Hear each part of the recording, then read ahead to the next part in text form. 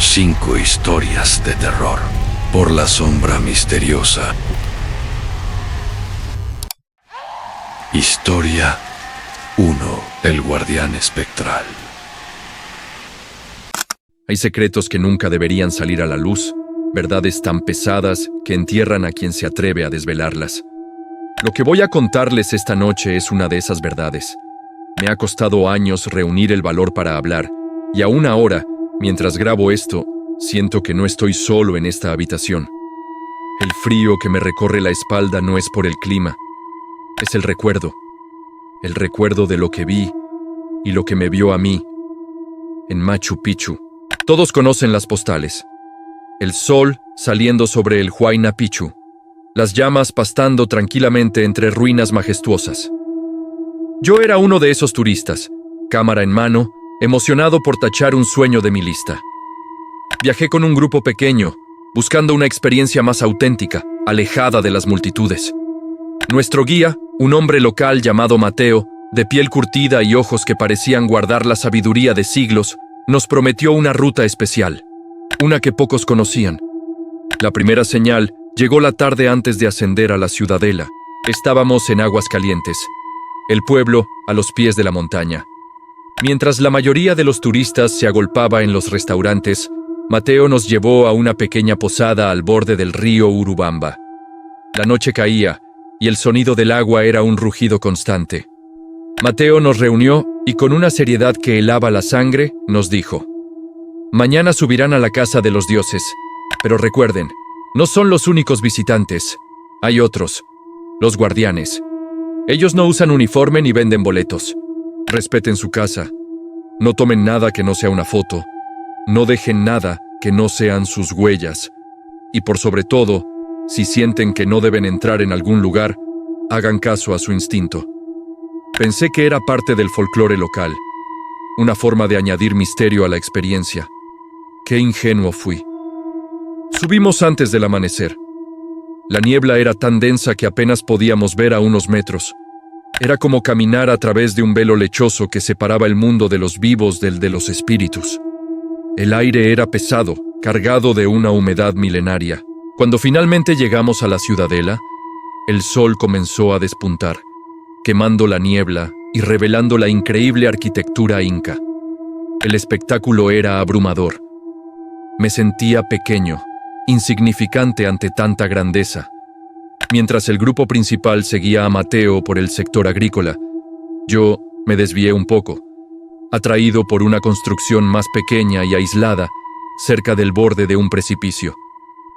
Era una especie de almacén, o quizás una vivienda modesta. No había nadie más allí.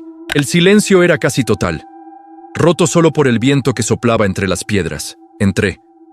El interior era oscuro y olía a tierra húmeda y a algo más, algo orgánico, como a hojas secas y a un perfume floral muy tenue, casi imperceptible. Estaba solo, pero no me sentía solo. La sensación de ser observado era tan real, tan palpable, que me giré varias veces, esperando ver a alguien en la entrada. Pero no había nadie. Saqué mi cámara para tomar una foto, pero al mirar por el visor, vi algo que no estaba ahí. Por una fracción de segundo, en el umbral de una pequeña ventana trapezoidal, vi una silueta. No era una persona. Era más alta, delgada, y parecía hecha de sombra, una sombra más oscura que la propia oscuridad del interior. Bajé la cámara de golpe. No había nada. Mi corazón martilleaba en mi pecho. Un escalofrío recorrió mi cuerpo. Recordé las palabras de Mateo: «Si sienten que no deben entrar». Salí de allí a toda prisa sin mirar atrás. Me reuní con el grupo, tratando de calmar mi respiración. Mateo me miró fijamente. No me preguntó nada, pero su expresión parecía decir: «Te lo advertí». Durante el resto del recorrido, esa sensación de ser vigilado no me abandonó.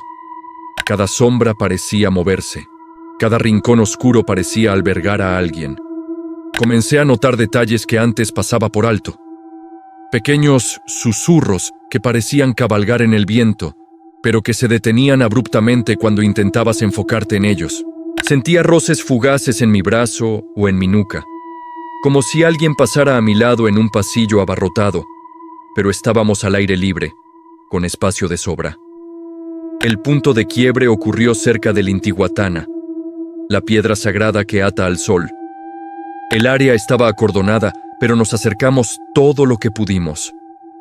Mientras Mateo explicaba su significado astronómico, me alejé unos pasos, hacia un muro de piedra perfectamente ensamblado. Me sentí atraído por una grieta entre dos enormes bloques. La curiosidad, esa estúpida y peligrosa curiosidad humana, me pudo. Acerqué mi oído a la grieta. Al principio, solo oí el viento, pero luego, muy débilmente, oí un sonido, un canto. Era una voz femenina, melancólica y gutural, cantando una melodía que no pertenecía a este mundo. No era una grabación, no era otro turista. Venía de dentro de la piedra. Era un lamento tan antiguo y tan lleno de dolor que se me erizó la piel. Y entonces, el canto se detuvo. Y un susurro, claro como el cristal, justo en mi oído, dijo una sola palabra en un idioma que no comprendí, pero cuyo significado sentí en cada célula de mi ser. Largo. Salté hacia atrás como si me hubieran quemado. Tropecé y caí al suelo. El resto del grupo se giró a mirarme. Mateo corrió hacia mí, su rostro una máscara de preocupación y miedo. Me ayudó a levantarme. ¿Qué pasó?, preguntó, pero ya sabía la respuesta. No pude hablar. Solo señalé el muro, temblando. Mateo posó su mano sobre las piedras, cerró los ojos un instante y luego me agarró del brazo con una fuerza sorprendente. Nos vamos. Ahora. Nos sacó de allí a toda prasta, casi arrastrándome. El resto del grupo nos siguió, confundido. No paramos hasta llegar a la salida principal. El sol ya estaba alto. El lugar estaba lleno de turistas ruidosos y el hechizo se había roto. O eso creía yo. Esa noche, en mi hotel, no pude dormir. Cada vez que cerraba los ojos, veía esa silueta oscura en la ventana. Oía ese lamento saliendo de las piedras y sentía ese susurro helado en mi oído. Dejé la luz encendida, pero no sirvió de nada.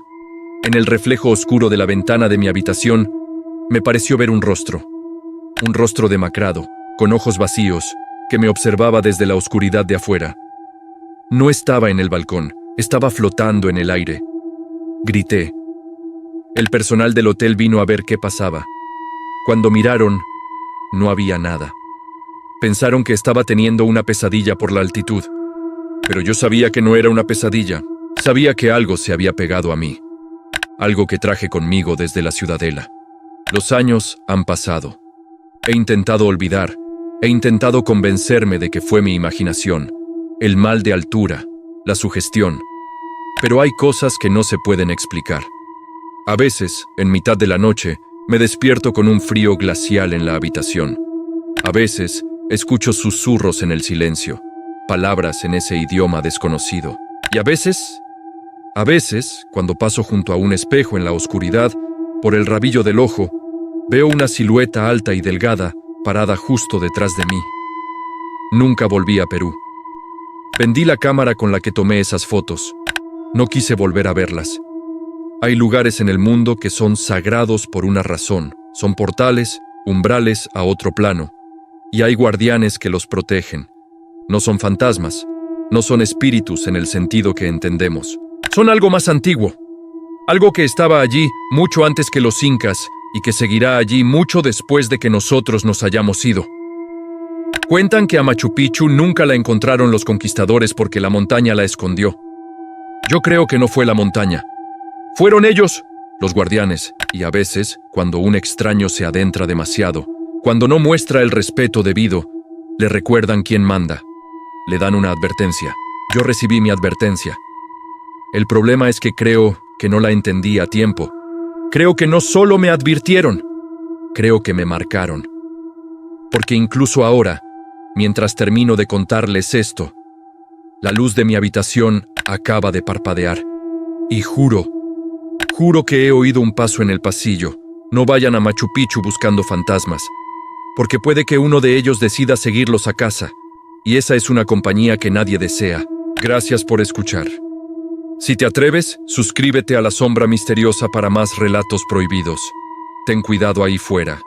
Las sombras observan. Historia 2. Relato espectral. Imagina esto. Estás solo en casa. La noche es profunda y silenciosa. De repente, escuchas una voz familiar, una que conoces y amas. Tal vez es tu madre llamándote desde la cocina, o tu hijo pidiendo ayuda desde su habitación. Tu corazón da un vuelco y corres hacia el sonido, pero cuando llegas, no hay nadie. Solo un silencio espeso y helado que te envuelve. ¿Qué harías si el sonido más reconfortante del mundo se convirtiera en el engaño más aterrador? Bienvenidos a La Sombra Misteriosa. Hoy nos adentraremos en el escalofriante y retorcido mundo del mimetismo espectral. Un fenómeno donde entidades desconocidas no solo acechan, sino que cazan, usando el sonido como su arma más letal. El mimetismo espectral, también conocido como engaño auditivo paranormal, es la supuesta habilidad de ciertas entidades para imitar sonidos familiares, especialmente voces humanas. No estamos hablando de susurros aleatorios en la oscuridad. Hablamos de una imitación perfecta, calculada y deliberada, diseñada para explotar nuestras emociones y nuestra confianza. El objetivo es simple y aterrador: atraer, engañar y tal vez algo mucho peor. A lo largo de la historia y en todas las culturas existen relatos de este fenómeno. Desde las leyendas de los skinwalkers en la cultura navajo, seres que pueden adoptar formas animales e imitar voces humanas para atraer a sus víctimas a la desolación del desierto, hasta los cuentos del folclore europeo sobre espíritus del bosque que replican el llanto de un bebé para guiar a los viajeros desprevenidos hacia su perdición. Estas no son simples historias para asustar a los niños. Son advertencias ancestrales sobre un peligro que no podemos ver, pero que definitivamente podemos oír. Pensemos en el caso de la familia Perrón, cuya historia inspiró la película El Conjuro. Una de las manifestaciones más aterradoras que reportaron fue escuchar la voz de su madre llamándolos, solo para descubrir que ella estaba en otro lugar de la casa, completamente ajena. Los investigadores paranormales Ed y Lorraine Warren teorizaron que la entidad que atormentaba a la familia usaba esta táctica para generar confusión y miedo, debilitando la voluntad de la familia y haciéndolos más vulnerables. Pero esto no ocurre solo en casas famosamente embrujadas. Sucede en hogares comunes, a gente común. Tomemos el testimonio de Marcos, un joven que compartió su experiencia en un foro de internet. Una noche, mientras estudiaba hasta tarde, escuchó a su hermana pequeña, Sofía, llamarlo por su nombre desde el pasillo. La voz era clara, un poco asustada. «Marcos, ven», dijo. Preocupado se levantó y fue a su habitación, pero la encontró profundamente dormida. Confundido, volvió a su escritorio, atribuyéndolo al cansancio. Minutos después, la misma voz, esta vez desde la puerta principal. «Marcos, abre, me quedé afuera». El pánico se apoderó de él. Sabía que Sofía estaba en su cama. Corrió a comprobar y, efectivamente, seguía dormida. Lo que fuera que estaba afuera, imitando la voz de su hermana, quería entrar. Marcos pasó el resto de la noche atrancado en su habitación, escuchando cómo la voz de su hermana se volvía cada vez más insistente, luego suplicante, y finalmente, distorsionada y furiosa, hasta que el amanecer trajo el silencio. ¿Qué son estas entidades? Los expertos en lo paranormal ofrecen varias teorías. Algunos creen que son espíritus inteligentes, almas en pena que han aprendido a manipular el entorno acústico para interactuar con los vivos. Su motivación podría variar desde una simple travesura hasta una malicia pura, disfrutando del terror que provocan. Otra teoría, aún más perturbadora, sugiere que no son humanos en absoluto. Se habla de entidades inhumanas, a veces llamadas demoníacas o elementales, que carecen de la capacidad de comunicarse por sí mismas y por lo tanto toman prestadas las voces que nos son familiares.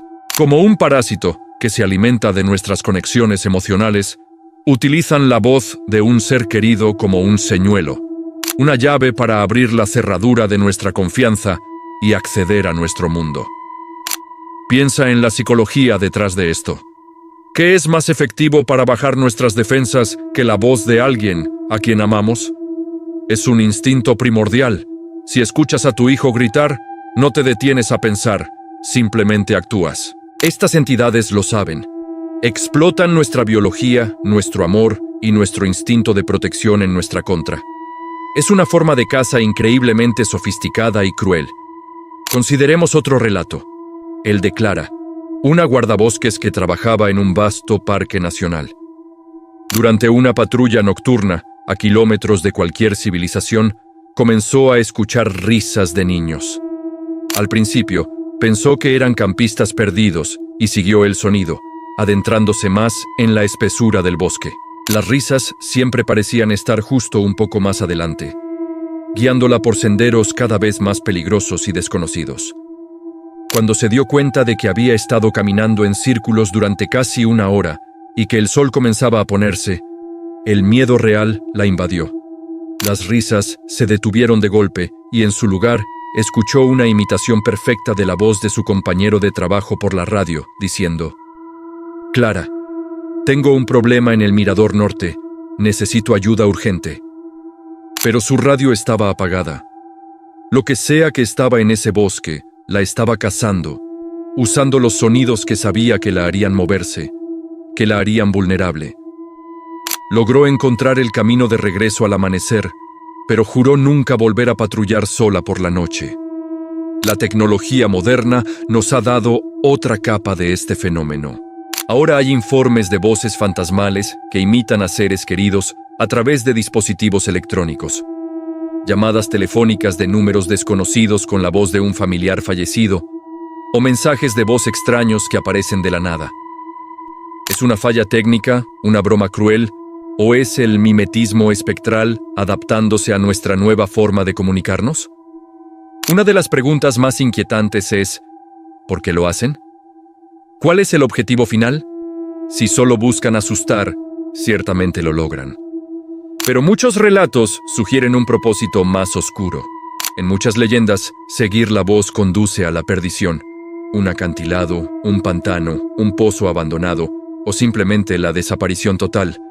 Parece ser una trampa. No quieren solo asustarte en tu casa, quieren que salgas.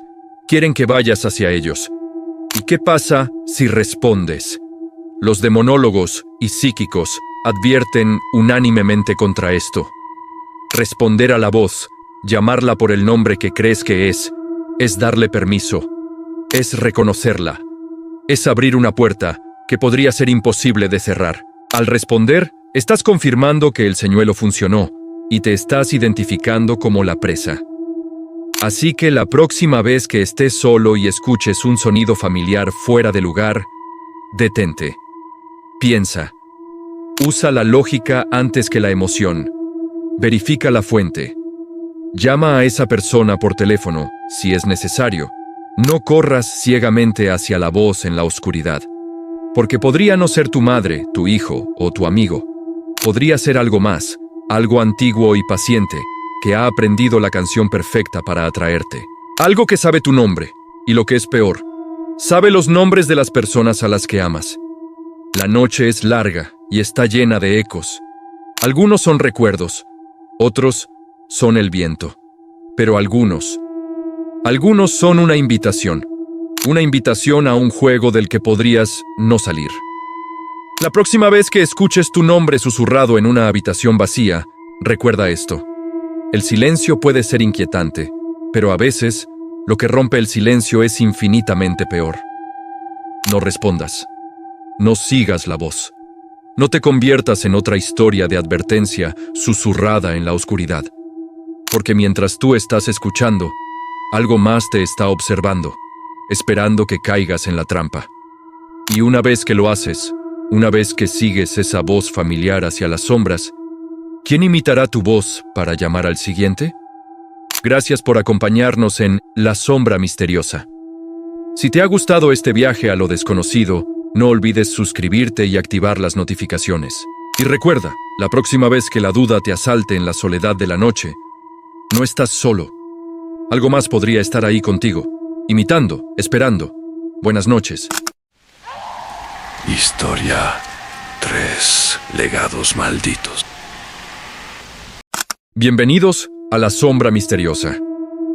Hoy no hablaremos de fantasmas que acechan en casas abandonadas, ni de monstruos que se ocultan en la oscuridad. Hoy vamos a explorar un terror mucho más íntimo, más personal. Un horror que no puedes dejar atrás, porque lo llevas en la sangre. Imagina una maldición, una cadena invisible forjada en el pasado distante, que se aferra a tu familia, generación tras generación. Cada desgracia, cada tragedia inexplicable, cada susurro de locura. ¿Y si todo se remonta a un único acto, una transgresión olvidada que condenó a un linaje entero? Acompáñenme a desenterrar los escalofriantes orígenes de los legados familiares malditos y a descubrir los pactos aterradores que aún hoy resuenan a través del tiempo. Las historias de maldiciones familiares son tan antiguas como la propia humanidad. No son solo cuentos para asustar a los niños, son advertencias, ecos de un miedo primordial, la idea de que los pecados de los padres recaen sobre los hijos y sobre los hijos de sus hijos. Pero, ¿de dónde surge una maldición tan potente? No hablamos de un simple mal de ojo o un deseo de mala suerte. Hablamos de una fuerza oscura, una energía negativa anclada a una línea de sangre que se alimenta del sufrimiento y se perpetúa con cada nueva vida. Para entenderlo, debemos viajar al punto de origen. La primera transgresión. A menudo, el catalizador es un acto de extrema crueldad o traición. Un pacto oscuro sellado con entidades que no deberían ser nombradas. Imaginen a un ancestro desesperado por poder, riqueza o amor, que promete algo terrible a cambio. Quizás el alma de su primogénito o un sacrificio anual que la familia con el tiempo olvida cumplir. La entidad, sintiéndose engañada, no olvida, y la deuda se cobra una y otra vez de las formas más retorcidas y dolorosas. La desgracia se convierte en la moneda de pago de una deuda ancestral. Pensemos en la legendaria maldición de los Kennedy, una familia marcada por la tragedia. Asesinatos, accidentes, enfermedades repentinas. Muchos lo atribuyen a la mala suerte, pero otros susurran sobre una maldición lanzada por el padre de un rabino, después de que Joseph Kennedy, el patriarca, ofendiera a su comunidad. O la historia de la familia von Erich, titanes de la lucha libre, donde 5 de 6 hermanos murieron jóvenes y en circunstancias trágicas. ¿Coincidencia? ¿O el eco de un pacto que salió terriblemente mal? Estas maldiciones no siempre se manifiestan con muertes espectaculares. A veces son más sutiles, más insidiosas. Un patrón de enfermedades mentales que recorre cada generación. Una tendencia inexplicable hacia la autodestrucción, el alcoholismo, la adicción. Una pobreza persistente que ninguna cantidad de esfuerzo parece poder romper. Es como si una mano invisible empujara constantemente a la familia hacia el abismo. Los miembros de la familia pueden sentirlo, una sensación de pesadez, de fatalidad ineludible, como si estuvieran luchando contra una corriente que siempre los arrastra hacia abajo. Uno de los casos más documentados, aunque envuelto en el folclore, es el de la familia Bragadino en la Venecia del siglo XVII. Se dice que un antepasado, un rico comerciante, robó una reliquia sagrada de un monasterio bizantino. El abad, al descubrir el sacrilegio, no lanzó una maldición con palabras, sino con un ritual. Ató el destino de la familia a la reliquia robada. Mientras la reliquia estuviera fuera de su lugar sagrado, la familia Bragadino no conocería la paz. La historia cuenta que sus hijos nacieron con deformidades, sus barcos se hundieron en mares tranquilos y su fortuna se convirtió en cenizas. La maldición solo se rompería si la reliquia era devuelta. Pero con el tiempo, la familia olvidó dónde la habían escondido. La llave de su liberación estaba perdida y la condena se hizo eterna. Lo más aterrador de estas maldiciones es su inteligencia perversa. Parecen adaptarse, atacan los puntos débiles de cada generación. Si un miembro de la familia anhela el amor, encontrará parejas que lo traicionen o lo lleven a la ruina. Si otro busca el éxito profesional, estará a punto de alcanzarlo solo para que un accidente o una calumnia se lo arrebate todo en el último momento. La maldición no solo busca causar dolor, busca quebrar el espíritu. Su objetivo es la desesperación total, el momento en que la víctima finalmente entiende que no hay escapatoria. Pero, ¿cómo se transmite esta energía oscura? Algunos ocultistas creen que la maldición se adhiere al ADN espiritual de una familia, una mancha en el alma que se hereda como el color de los ojos o la forma de la nariz. Otros hablan de entidades parasitarias, espíritus vengativos o demonios menores que se asignan a un linaje. Estos seres se alimentan de la energía negativa generada por el sufrimiento de la familia, creando un ciclo vicioso. Cuanto más sufren, más fuerte se hace la entidad, y más sufrimiento puede infligir. Consideren la historia de los Winchester, la familia detrás de los famosos rifles. Sarah Winchester, la heredera de la fortuna, estaba convencida de que su familia estaba maldita por los espíritus de todos los que habían muerto a causa de sus armas. Un médium le dijo que la única forma de apaciguar a los espíritus vengativos era construir una casa para ellos, y nunca dejar de construirla. El resultado fue la mansión Winchester, un laberinto de pasillos que no llevan a ninguna parte, escaleras que suben al techo y puertas que se abren a caídas de varios metros. Sarah creía que si dejaba de construir, los espíritus la encontrarían y se la llevarían. La maldición la condenó a una vida de miedo constante y a un proyecto de construcción sin fin, una prisión que ella misma erigía día tras día. El terror real de una maldición familiar no es solo la tragedia en sí, sino la erosión de la realidad. Cuando los patrones de desgracia se vuelven tan consistentes, tan predecibles, la línea entre la mala suerte y una fuerza malévola y consciente se difumina. Los miembros de la familia empiezan a verse unos a otros no como parientes, sino como portadores de la misma enfermedad. El nacimiento de un nuevo hijo no es una alegría, sino la llegada de una nueva víctima. Las relaciones se envenenan con el miedo y la sospecha. ¿Seré yo el próximo? ¿He traído esta condena a mis propios hijos? Romper una maldición familiar es una tarea casi imposible, precisamente porque sus orígenes suelen estar perdidos en el tiempo. Requiere un viaje hacia el pasado, un acto de detective paranormal para descubrir la transgresión original. ¿Quién fue el ancestro que cometió el pecado? ¿Qué pacto hizo? ¿Cuál fue el precio?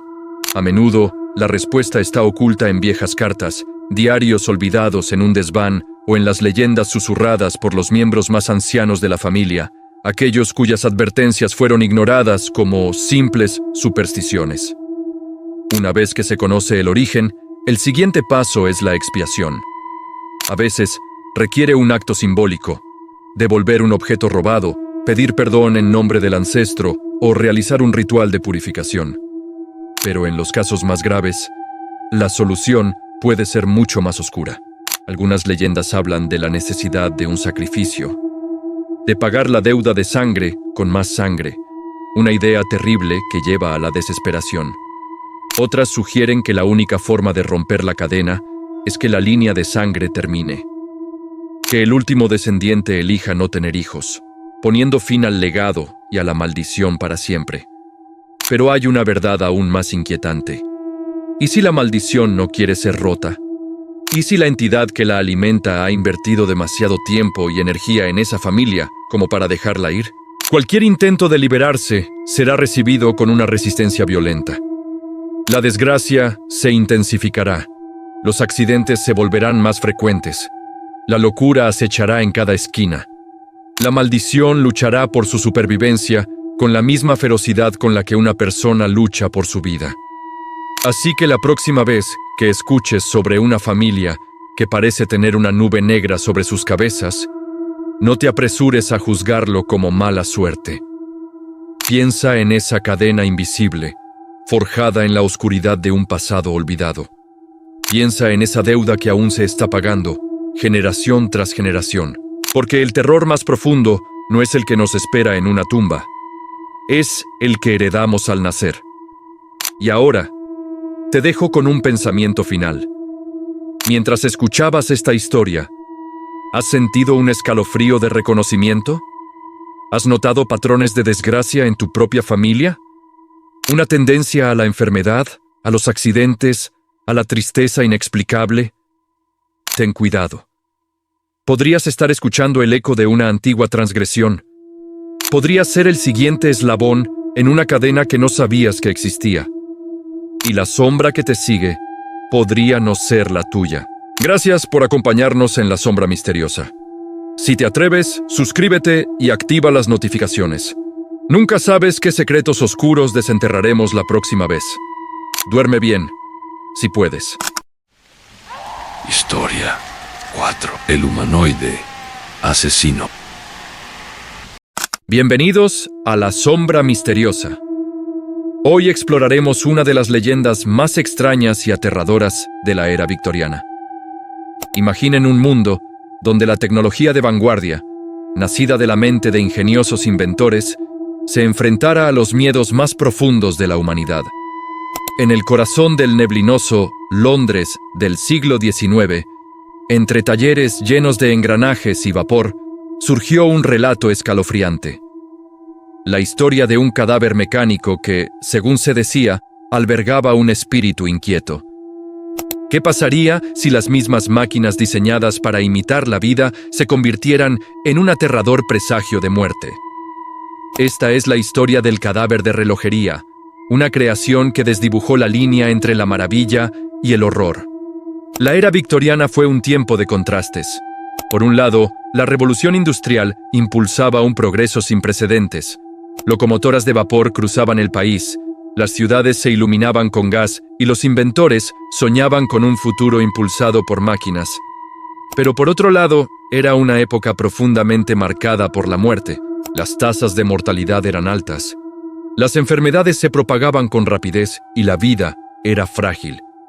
Esta cercanía constante con la muerte generó una fascinación morbosa por lo macabro, el más allá y el espiritualismo. Las sesiones de espiritismo se convirtieron en un pasatiempo popular en los salones de la alta sociedad. Y la gente buscaba desesperadamente una conexión con sus seres queridos fallecidos. En este caldo de cultivo de innovación y superstición nació el cadáver de relojería. La leyenda cuenta que fue obra de un relojero e inventor solitario llamado Alistair Finch. Finch era un genio. Un hombre obsesionado con la idea de crear vida a través de la mecánica. Pasaba días y noches encerrado en su taller, rodeado de diagramas complejos, piezas de latón y mecanismos de relojería. Su objetivo no era simplemente crear un autómata que pudiera realizar tareas simples como los que entretenían a la nobleza. No, su ambición era mucho mayor. Quería replicar el cuerpo humano en su totalidad, crear una máquina tan perfecta que fuera indistinguible de una persona real. Finch trabajó durante años en su obra maestra. Utilizó los materiales más finos, engranajes pulidos con precisión milimétrica, resortes templados para una durabilidad infinita y un esqueleto de acero articulado que imitaba cada hueso del cuerpo humano.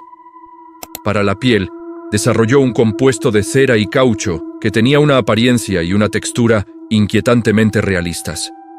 Incluso implantó cabello humano real, mechón por mechón, en el cráneo de la criatura. El resultado fue asombroso y repulsivo a la vez. Ante él se encontraba una figura de tamaño natural, un hombre mecánico, acostado inmóvil sobre una mesa de trabajo, esperando la chispa que le diera vida. Pero la obsesión de Finch lo llevó por un camino oscuro. La leyenda dice que, para lograr el máximo realismo, no se detuvo en la anatomía externa. Se rumoreaba que había conseguido un cadáver real de las morgues de la ciudad, un hombre sin nombre fallecido en la pobreza. Lo estudió, lo diseccionó, aprendió cada detalle del funcionamiento interno del cuerpo humano y se dice que incluso incorporó partes orgánicas en su creación mecánica, fusionando lo muerto con lo artificial de una manera profana. Finalmente, una noche de tormenta, Finch completó su trabajo. Conectó el mecanismo de relojería principal, un complejo corazón de engranajes que bombearía el fluido vital a través de los tubos de la máquina. Con un chasquido metálico, el autómata cobró vida. Sus ojos de cristal se abrieron, sus dedos de latón se crisparon, y lentamente se sentó en la mesa. Finch había triunfado. Había creado la imitación más perfecta de un ser humano jamás concebida. Pero su triunfo duró poco. La pregunta que nos persigue es, ¿podría un autómata estar realmente embrujado? Durante siglos, la humanidad ha lidiado con el concepto de vida artificial, pero en el sombrío trasfondo de la Inglaterra victoriana, esta pregunta adquirió un cariz siniestro. Con el cadáver de relojería, la leyenda no solo hablaba de una máquina, sino de un recipiente. Los problemas comenzaron casi de inmediato. El autómata, al que Finch llamaba Adán, mostraba un comportamiento errático. A veces permanecía inmóvil durante horas con la mirada perdida en la nada. Otras veces se movía por el taller con una gracia antinatural, pero sus acciones carecían de propósito. Finch intentó programarlo para realizar tareas simples, pero el autómata parecía tener voluntad propia. Ignoraba sus órdenes y, en ocasiones, se detenía a mitad de un movimiento para girar lentamente su cabeza y fijar sus ojos de cristal en su creador, como si lo estuviera estudiando, juzgando. Finch comenzó a sentir un miedo creciente hacia su propia creación. Por la noche, lo despertaban extraños ruidos provenientes del taller. El chirrido suave de los engranajes, el roce metálico de un pie sobre el suelo de madera. A veces, juraría que escuchaba un susurro, una voz débil y gutural que parecía emanar del pecho del autómata. Se convenció de que algo andaba terriblemente mal. La máquina no estaba simplemente funcionando mal, estaba habitada. Creía que el espíritu del hombre cuyo cuerpo había profanado se había aferrado al autómata, atrapado entre el mundo de los vivos y el de los muertos. Su alma fusionada con el metal y los engranajes. La leyenda se volvió aún más oscura. Se cuenta que Finch intentó desesperadamente desmantelar su creación. Una noche, armado con herramientas, entró en el taller decidido a poner fin a la pesadilla.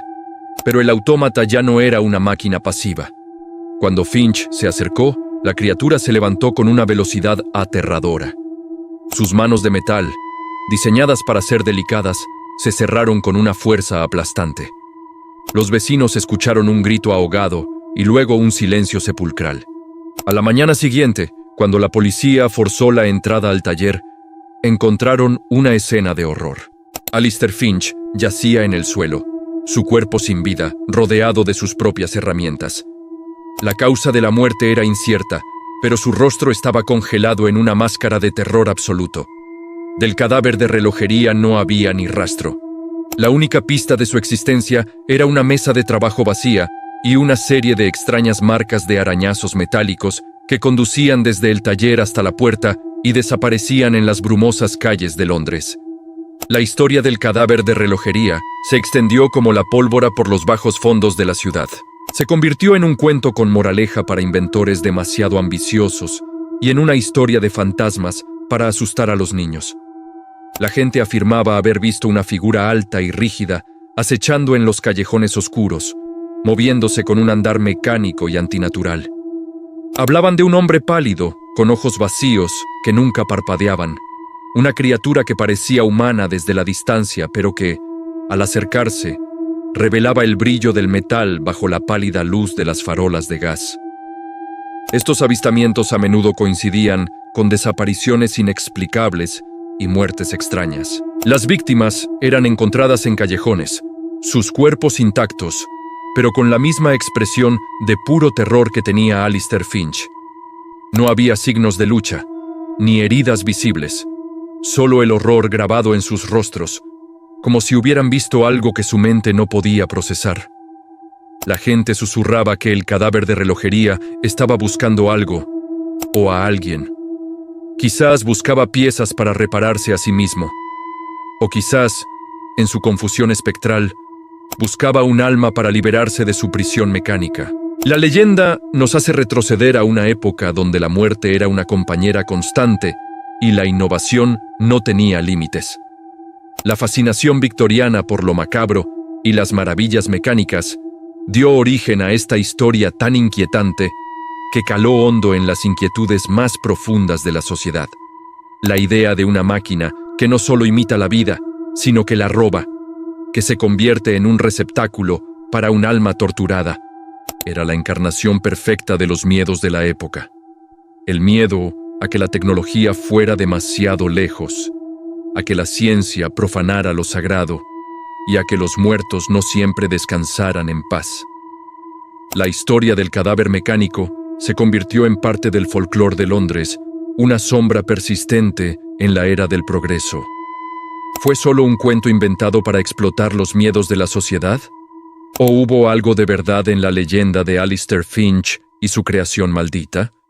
No existen registros oficiales de un inventor con ese nombre, ni informes policiales que corroboren los detalles. Pero la ausencia de pruebas no hace que la historia sea menos aterradora. De hecho, la hace aún más inquietante. El cadáver de relojería representa el miedo a lo desconocido dentro de lo conocido.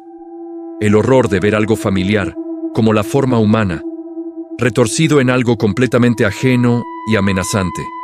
Es la máxima expresión del valle inquietante, ese sentimiento de repulsión que sentimos cuando algo parece casi humano, pero no del todo. La leyenda del cadáver de relojería nunca murió del todo. Se desvaneció con el tiempo, convirtiéndose en una nota a pie de página en los anales de lo extraño. Pero algunos dicen que la criatura nunca fue destruida, que sigue ahí fuera, en algún lugar. Quizás con el paso de las décadas, aprendió a moverse de manera más fluida, a reparar y mejorar su cuerpo mecánico, a ocultar su verdadera naturaleza con más eficacia. Imaginen por un momento que la leyenda es cierta.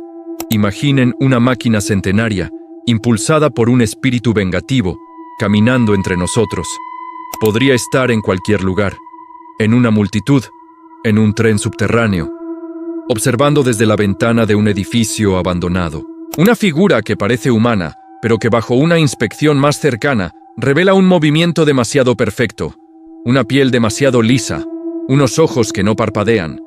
Y aquí es donde el verdadero horror se asienta. La leyenda dice que el autómata no solo mata. A veces simplemente observa.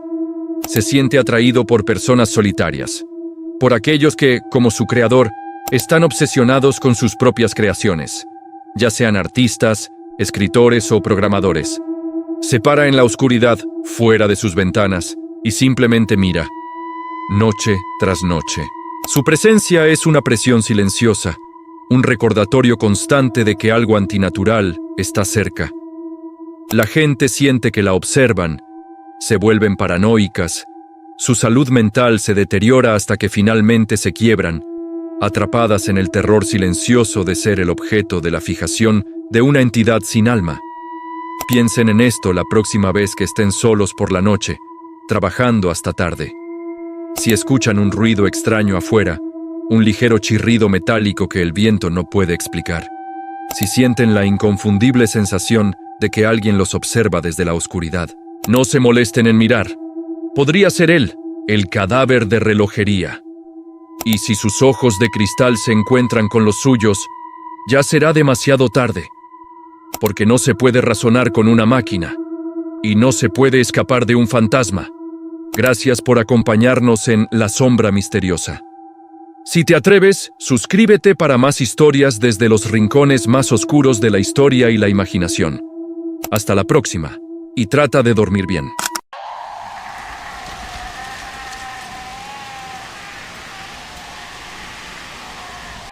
Bienvenidos a La Sombra Misteriosa. Hoy nos adentraremos en una oscuridad tan profunda que sentirás cómo te roza la piel. Imagina que cada uno de tus movimientos está bajo control, que tu cuerpo ya no te pertenece, retorcido por una fuerza invisible. Esto no es solo una pesadilla, es la aterradora realidad para las víctimas de la leyenda urbana del titiritero silencioso. Esta noche desenmascaramos la escalofriante maldición que ha convertido a personas como tú y como yo en grotescas marionetas. ¿Estás seguro de que eres tú quien controla tus manos en este momento? Quizá al final de este video te des cuenta de lo cerca que estás de su control silencioso. La leyenda del titiritero silencioso no es como otras historias de fantasmas. No habla de apariciones fugaces ni de susurros en la noche. Habla de una posesión total, de un robo de la voluntad. Se dice que es una entidad antigua, sin rostro ni forma, que se deleita en la desesperación humana. No busca matar, sino jugar. Sus víctimas no mueren, simplemente dejan de ser ellas mismas. Se convierten en recipientes vacíos, marionetas de carne y hueso, cuyos hilos son movidos por un maestro invisible y malévolo. Los primeros relatos documentados provienen de pequeños pueblos aislados en Europa del Este, a finales del siglo XIX. Historias de personas que, de un día para otro, cambiaban por completo. Sus movimientos se volvían rígidos, espasmódicos, como si un niño torpe estuviera aprendiendo a manejar una marioneta. Sus ojos perdían todo brillo, fijos en un punto inexistente. Dejaban de hablar, de comer por sí mismos, de responder a sus nombres.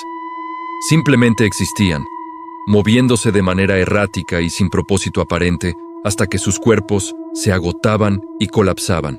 Uno de los casos más documentados es el de Elara, una joven violinista de un pequeño pueblo húngaro en 1892. Era conocida por su virtuosismo y la pasión con la que tocaba. Una noche, durante un ensayo solitario en la capilla del pueblo, algo cambió. Quienes la escucharon dijeron que la música se volvió caótica, disonante, como si sus dedos se movieran en contra de su voluntad. Cuando su padre fue a buscarla, la encontró de pie en el escenario, con el violín en el suelo. Sus brazos se movían en arcos extraños y antinaturales. Sus piernas se doblaban en ángulos imposibles. Su rostro no mostraba dolor ni miedo, solo una aterradora vacuidad. Elara vivió así durante 3 años, una muñeca rota en su propia casa, hasta que su corazón simplemente se detuvo. Los médicos nunca encontraron una explicación, pero los ancianos del pueblo susurraban un nombre: Anema Babos, el titiritero silencioso. Pero ¿cómo elige a sus víctimas? La leyenda sugiere que no es al azar. El titiritero se siente atraído por almas que ya están en un estado de vulnerabilidad. Personas consumidas por la soledad, la desesperación o una ambición desmedida. Artistas que venderían su alma por la fama. Solitarios que anhelan compañía a cualquier precio. Individuos que han perdido toda esperanza. Es en las grietas de sus espíritus donde el titiritero inserta sus hilos invisibles. Comienza sutilmente. Un tic incontrolable. Un objeto que se cae de la mano sin razón. La sensación de que tu brazo se levanta por sí solo. Pequeños fallos en el sistema, fáciles de ignorar, de atribuir al estrés o al cansancio. Pero luego, los incidentes se vuelven más frecuentes y extraños. Despiertas en medio de la noche de pie, junto a tu cama, sin recordar cómo llegaste allí. Tus manos escriben palabras que no pensaste, dibujan símbolos arcanos que nunca has visto. Sientes una presencia constante, no a tu lado, sino dentro de ti. Una segunda voluntad que lucha por tomar el control. Es una batalla silenciosa que se libra en la prisión de tu propia mente. Gritas, pero ningún sonido sale de tu boca. Luchas por mover un dedo, pero tu cuerpo permanece inmóvil, o peor aún, hace exactamente lo contrario de lo que deseas. La desesperación se convierte en tu única compañera, y es justo eso lo que alimenta al titiritero, fortaleciendo su control. En la era moderna, la leyenda ha evolucionado. Ya no se limita a pueblos remotos. Internet se ha convertido en su nuevo coto de caza. Foros oscuros, videos extraños en la Deep Web, cadenas de mensajes que prometen algo a cambio de un pequeño ritual. Se habla de un video maldito, conocido simplemente como La danza de la marioneta. Es un metraje corto, de apenas 1 minuto. Muestra una figura borrosa en una habitación oscura, moviéndose de forma errática y grotesca. No hay sonido, solo el movimiento. Quienes lo ven hasta el final reportan una extraña sensación de desapego de su propio cuerpo. Un usuario anónimo en un foro de terror compartió su experiencia. Después de ver el video por curiosidad, empezó a notar cosas extrañas. Al principio, era solo una sensación. Luego, sus dedos comenzaron a teclear solos, escribiendo frases incoherentes en sus chats. Una noche, su novia lo encontró en la cocina, a las 3 de la mañana, golpeando rítmicamente una cuchara contra la mesa, con la mirada perdida. Él no recordaba nada. Intentó borrar el video, pero reaparecía en su disco duro. Cambió de ordenador, pero de alguna manera lo encontraba de nuevo en sus archivos. Su último mensaje en el foro fue una súplica desesperada. No puedo parar mis manos. Está escribiendo esto. Me está usando. No vean el video. No lo busquen. Él te encontrará a ti. Después de eso, su cuenta quedó inactiva para siempre. ¿Qué es el titiritero silencioso? ¿Un demonio? ¿Una entidad de otra dimensión? ¿Una forma de energía psíquica creada por el miedo colectivo? Algunas teorías sugieren que es un egregor, una forma de pensamiento que ha cobrado vida propia a través de siglos de creencia y miedo. Se alimenta de la atención y cada vez que contamos su historia, cada vez que sentimos un escalofrío al pensar en él, lo hacemos un poco más fuerte, un poco más real. El verdadero horror de esta leyenda no es la muerte. Es la pérdida absoluta de la autonomía. Imagina ser un pasajero en tu propio cuerpo. Ver a través de tus ojos cómo tus manos lastiman a quienes amas. Escuchar cómo tu voz dice cosas horribles, mientras tu verdadero yo grita en un silencio eterno desde lo más profundo de tu ser. Ser un espectador de la destrucción de tu propia vida, incapaz de hacer nada más que mirar. Esa es la verdadera maldición del titiritero, un infierno personal y eterno del que no hay escapatoria. Los símbolos que a veces aparecen asociados a la leyenda son particularmente inquietantes. Una espiral que se cierra hacia adentro, a menudo dibujada por las propias víctimas en sus momentos de lucidez. Representa la mente atrapada, el laberinto sin salida. Otro símbolo es una mano con 5 hilos que salen de las puntas de los dedos, conectándose a nada, al vacío. Representa el control invisible, el poder absoluto sobre el ser. Si alguna vez encuentras estos símbolos dibujados en una pared, grabados en un banco del parque o garabateados en un papel abandonado, aléjate. Es una señal, una marca de su territorio. Piensa en esto por un momento. ¿Cuántas veces has actuado por impulso? ¿Has dicho algo que no querías decir? ¿Has sentido una extraña compulsión de hacer algo sin saber por qué? Lo atribuimos a la psicología, a nuestro subconsciente. Pero, ¿y si no fuera así? ¿Y si esos fueran los primeros y más sutiles tirones de los hilos? El titiritero es paciente.